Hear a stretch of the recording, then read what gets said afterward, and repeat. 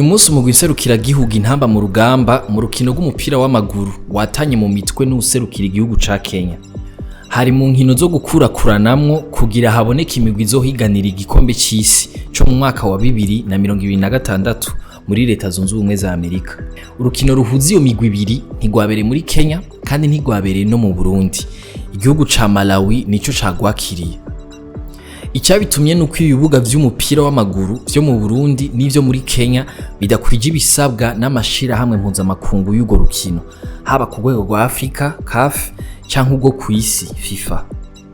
Uno musi rero ntitugira tugaruke ku vyaranze urukino, twibajije ahubwo ivyo gusubiramo stade Intwari aho bigeze ngo abakunzi b'intamba basubire kwinjira muri ico kibuga vuba.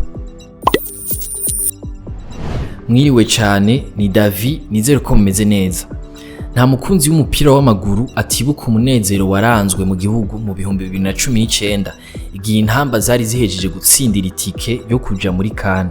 Wari watsinze umugwi wa Gabon wa Emerick Aubameyang hari kuri stade Intwari, ico gihe yitwa Prince Louis Rwagasore. Haraciye imyaka 3 hasohotse ingingo ya FIFA ivuga ko igihugu c'u Burundi atakibuga gifise gikwije ibisabwa kugira cakira inkino mpuzamakungu. Hari kuwa 4 Rusama 2021. Kuva ico gihe gushika n'ubu nta rukino mpuzamakungu rwabo rw'imigwi isanzwe canke rw'intamba abakunzi b'agapira barasubira kurabira aha mu gihugu. Kuwa 20 ukwezi kwa gatandatu 2022 niho hatanguzwa ibikorwa vyo gusanura stade Intwari. Ivya arongoye ibikorwa vyo gusanura ikibuga Intwari yabwiye radio bonesha ko ibikorwa vyatevye kubera ko FIFA yabahinduje igicapo.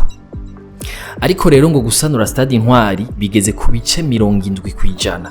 Ibisigaye ngo nibijanya hanini no guheraheza hamwe no kuzosasa umusezero tapi synthetique uzotangwa na FIFA. Ivyo navyo ngo bizotwara amezi nk'abiri. Ihangiro niryo kuyubaka mu buryo bwa kijambere kandi kwije ibisabwa. Mbega none niko biri.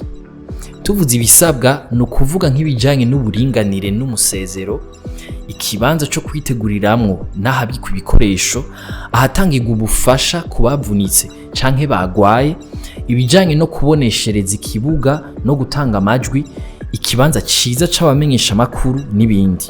Intebe 16,000 nizo zitegekanijwe kuzokwakira abarorerezi muri stade Intwari. Ikibanza kigenewe abanyacubahiro nico conyene kizosakagwa. Umukuru w'igihugu aho yari yitabiriye ibikorwa vyo kubaka ico kibuga yavuze ko ikibuga cubatse mu buryo gishobora no gusakagwa cose, ngo hamwe abarundi bo bishaka bakanaterera naho inyubako za mbere zoba zamaze guhera. Gusanura stade Intwari vyari bitegekanijwe guhera muri Rusama 2023.